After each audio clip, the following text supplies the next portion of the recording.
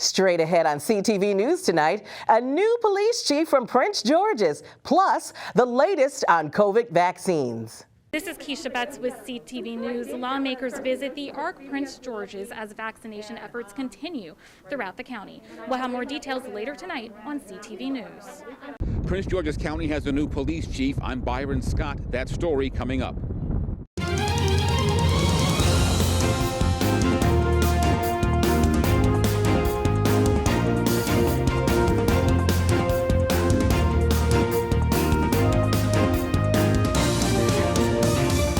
Good evening, I'm Tracina Gray with a CTV News update. The nationwide search for a new county police chief is over. The new top cop has decades of experience with law enforcement and comes to Prince George's by way of Texas. Byron Scott has our story. It's been 9 months since Prince George's County had a permanent police chief. That changed today. This truly is a wonderful day in Prince George's County. And with that, County Executive Angela Alsobrooks introduced her selection to run the Prince George's County Police Department. I am very proud to announce today that I have selected Deputy Chief Malik Aziz, who is Deputy Chief for the Police Department in Dallas, Texas, to be our next Chief of Police. He says he's no stranger to Prince George's County. I know the county from friends of mine who live here and live in adjacent counties of the DMV, and they always take the opportunity to brag about Prince George's County. Chief Aziz spent 29 years policing in Dallas, Texas. He leaves the department as Deputy Chief of South Patrol. Deputy Chief Aziz's background will be instrumental in helping us implement a comprehensive community policing model, as he is already a national expert. Chief Aziz comes to the department during a period of turmoil. The department is involved in a lawsuit filed by Black and Hispanic officers who allege they are not treated the same as their white counterparts. Another area that was important in this selection was making sure that our next Chief of Police would fully support the continued implementation of the 46 recommendations that came from our police reform task force that we announced earlier this year. Aziz says high in his agenda is community policing. It has been really important to establish proper and positive community relations. 21st century policing is where we stand into this new environment, the landscape of policing. Lastly, Chief, we're looking forward to May the 9th and the opportunity as the County Council to work with you and the County Execs team to move our county forward. May 9th, that's the day that Chief Aziz takes over. I'm Byron Scott, CTV News. The ARC Prince George's is host to a COVID vaccine clinic today. CTV's Keisha Betts is there with the story.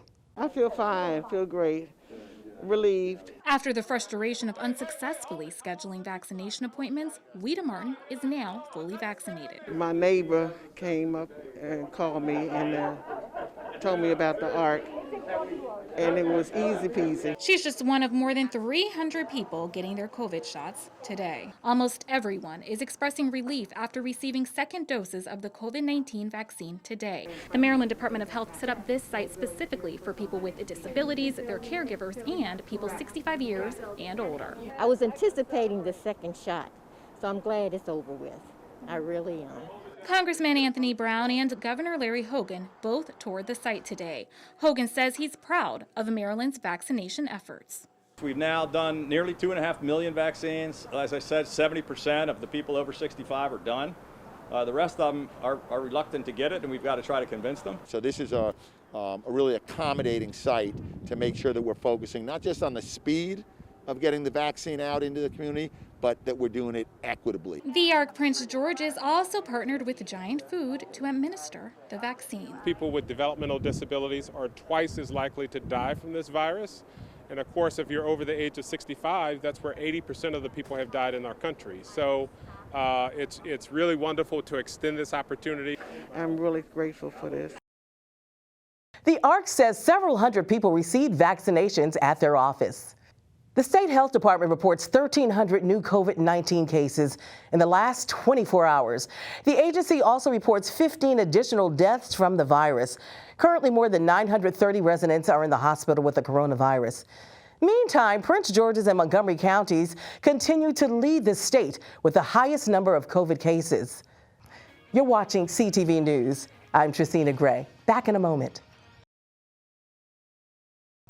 County and local leaders will come together to remember the lives lost in the deadly Atlanta spa shootings.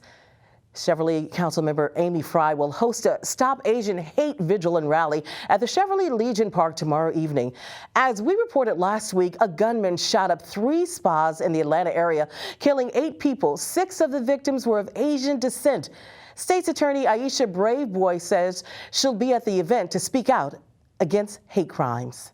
So if there are folks out there in our community who are Asian or Hispanic or African or Caribbean or have or who are members of our LGBTQ plus community who have been targeted because of who they are, we want them to report those crimes so that we can hold individuals accountable. Again, the event will take place at the Chevrolet Legion Park this Saturday at 6:30 p.m. As thousands of immigrants make their way across the border, have you ever wondered what are the root causes of migration from Central America? The humanitarian crisis at the border is often an act of desperation by those traveling the perilous journey. A coalition of immigrant advocates is holding a series of webinars to address the issue. Yesterday afternoon, the group discussed policies that greatly impact social and economic rights in the region.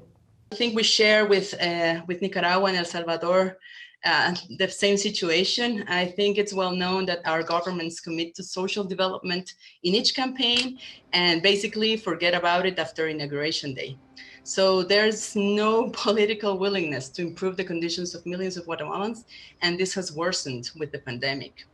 Just a bit of history, since the 1990s, there has been a reduction of the budget for public social investment as a result of these neoliberal policies implemented throughout the 80s and the 90s through structural adjustment programs and other measures that were impacted here in Central America. And this has intensified the generalized economic crisis for middle and lower classes, especially in rural and indigenous areas, which were more affected by the armed conflict, political repression, and genocidal military operations in the 70s and 80s. So in general terms, this very low investment in public services, such as health, education, infrastructure, etc., mean less and less opportunities for families and communities. The next webinar in the series will be held on April 1st and will address fiscal reform and inequities. And for more information, log on to the website at the bottom of your screen. Many immigrants graduate college with the necessary professional skills, but some lack an understanding of how to network during a job search. That's why the Immigrant Project was founded. The local volunteer group helps foreign students in the U.S. find their first professional jobs. It's really hard for international students who come to the US to live the American dream from Asia, Latin America, Africa, Middle East, and so many more countries. And while most international students learn technical or domain-specific skills in school, they don't know how to navigate the cultural aspects of the job search in a new country. And they're very limited experience in marketing their skills effectively. And I think most importantly, they do not have a network who can support them in the early stages of their career. What we provide is a platform that has effective tools and meaningful connections so that the immigrant student is able to build necessary network in order to get a job. So we provide insights on domain and role specific projects, course selection, CV reviews, job hacks, cultural hacks, networking opportunities, and more. The bottom line is basically to be able to build a strong immigrant community so that the students who approach us in order to be able to find a job have the necessary connections to be able to do so. For more information, log on to theimmigrantproject.com. Final negotiations are expected as early as today regarding the Maryland state budget. The state Senate unanimously approved a $51 billion budget plan Thursday. Federal stimulus funds and higher than expected revenues have helped it steadily grow. Lawmakers say much of the one-time federal stimulus money has gone toward targeted spending instead of ongoing expenses. And that wraps up our CTV News Update. Join us again this Monday at 4:30. Have a great weekend. I'm Tracina Gray. Good night.